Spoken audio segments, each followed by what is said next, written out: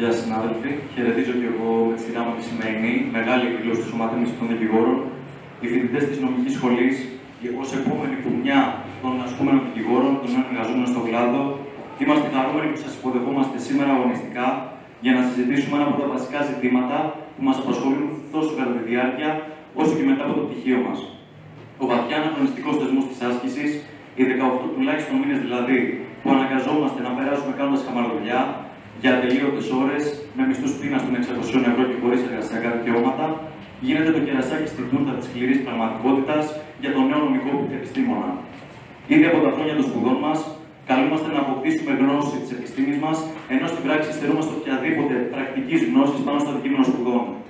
Ο νέος δικηγόρος νομικής, βγαίνοντας από τη σχολή, είναι ζήτημα του αν έχει δει μία-δύο φορές δικόγραφο στη ζωή του, πόσο μάλλον να συντάξει ένα, αυτό το συζητάμε καν.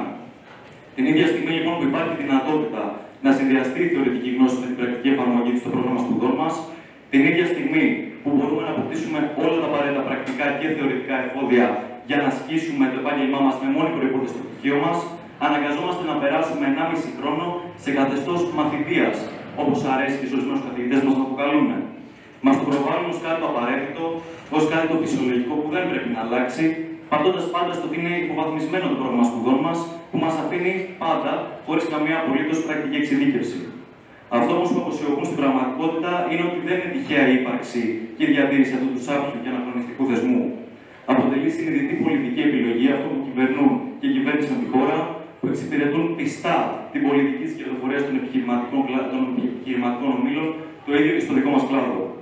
Διατηρούν την άσκηση ώστε μετά το πτυχίο μας να μπορούν οι μεγάλες δικηγορικές εταιρείες να τις πάνε φρέσκο, μερικώς ανειδίκευτο, φθηνό εργατικό δυναμικό, που θα μπορούν να το εκμεταλλεύονται ακόμα παραπάνω, αφήνοντας το χωρίς εργασιακά, ασφαλιστικά και φυσικά συνδικαλιστικά δικαιώματα στο όνομα της λεγόμενης αυτής μαθητείας.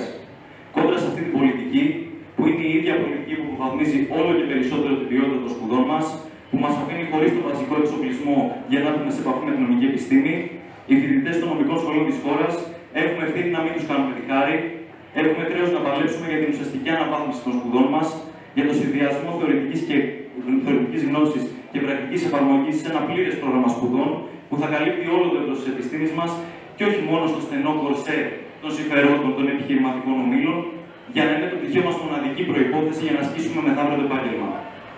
Είμαστε πολλοί φοιτητές και αστυνομικοί που συσπηρωνόμαστε με το μέτωπο αγώνα σπουδαστών και έχουμε καταλάβει ότι αν θέλουμε αυτό να το κάνουμε πράξη, πρέπει να παλέψουμε μαζί σας, με το Σωματείο Μισθωτών Δικηγόρων, τους μελλοντικούς μας συναδέλφους, τους ασκούμενους και τους νέους δικηγόρους, που οργανωμένα συγκρούνται με τις μεγάλες εταιρείες που φταίνουν για την κόλαση που περνάμε όλοι εμείς μετά το πτυχίο μας. Έτσι, θέλαμε τη σημερινή εκδήλωση, που ακολουθεί άλλες κοινές μας πρωτοβουλίες στο προηγούμενο διάστημα στη σχολή, να είναι απλά ένα παλτήριο για να έχουμε ακόμα πολλές περισσότερες στη συνέχεια. Θέλαμε η εκδήλωση να γίνει κτήμα όλων των φοιτητών, να τη συνδιοργανώσουμε με το Σωματείο Μισθωτών Δικηγόρων και καταθέσαμε σχετική πρόταση μέσω των εκλεγμένων με την παρασκευαστική κίνηση συνεργασίας για αυτόν τον λόγο. Η πλειοψηφία όμως των παρατάξεων στο Διοικητικό Συμβούλιο του Συλλόγου μας δεν τοποθετήθηκε ποτέ στην πρότασή μας στη γνωστή τακτική αυτή της σιωπηρής απόρριψης. Μας εξόργησε αυτή η στάση μεν, αλλά δεν μας εξέπληξε. Δεν μας εξέπληξε γιατί βλέπουμε καθημερινά την παράταξη της κυβέρνησης, την Κάτω του Φουκού, να αλωνίζει αγκάθεκτη στα αμφιθέατρά μας, δίνοντας στις συμφοιτητές μας σημειώσεις, θέματα εξεταστικών, πρακτικά, ζητώντας πάντως αντάλλαγμα την ψήφο τους στις φοιτητικές εκλογές. Με λίγα λόγια, μας δίνει κάτι ψίχουλα από αυτά που μας στερεί η πολιτική της κυβέρνησής της, από αυτά που μας βάζει να τα αγοράζουμε βάζοντας το χέρι βαθιά μέσα στην τσέπη, για να μας εξαγοράζει την τελική συνείδηση και να βγαίνει η κυβέρνησή της και να λέει ότι οι φοιτητές μας επικροτούν. Μας θέλει συνηθισμένους σε αυτές τις σχέσεις πελατείας, στον ατομισμό και στον καριερισμό, στην άγνοια για το τι πραγματικά σημαίνει η άσκηση, ώστε αύριο που θα βγούμε στον χώρο εργασίας μας, να έχουμε σκυμμένο το κεφάλι μπροστά στον εργοδότη μας,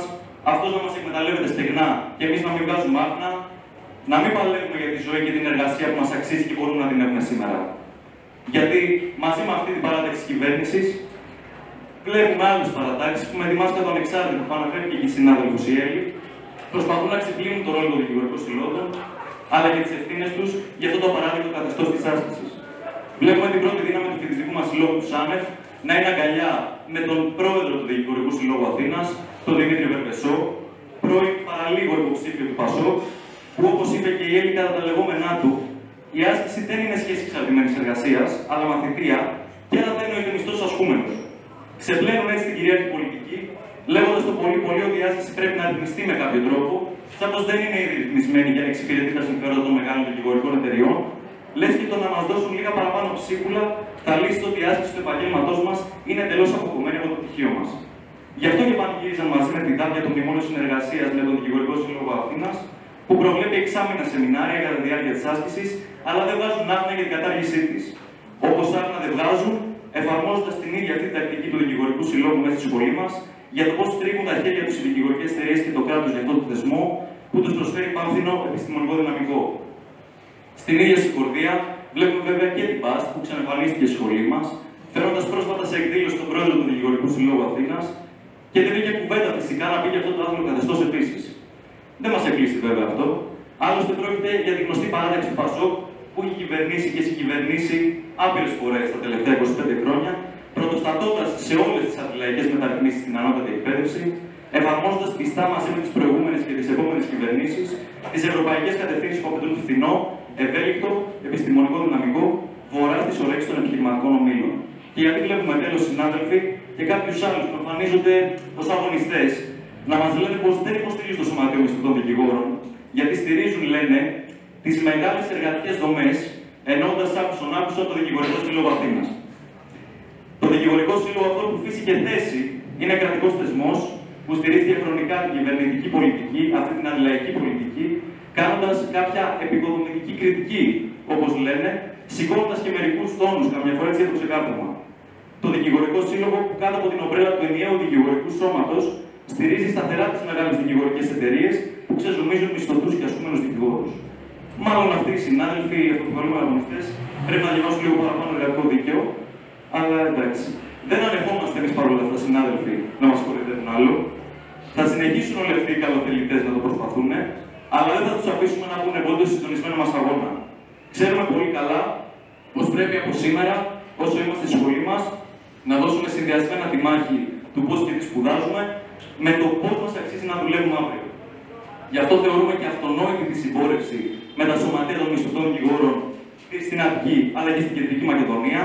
Παλεύουμε για ένα φοιτητικό σύλλογο ανεξάρτητο από επιχειρηματικά συμφέροντα που θα βγαίνει μπροστά για τις ανάγκες των φοιτητών που σήμερα μένουν εσκεμμένα ανικανοποιητές. Παλεύουμε στο πλάι σας για το μέλλον, τη δουλειά που μας αξίζει, για πτυχίο με αξία και για δουλειά με δικαιώματα,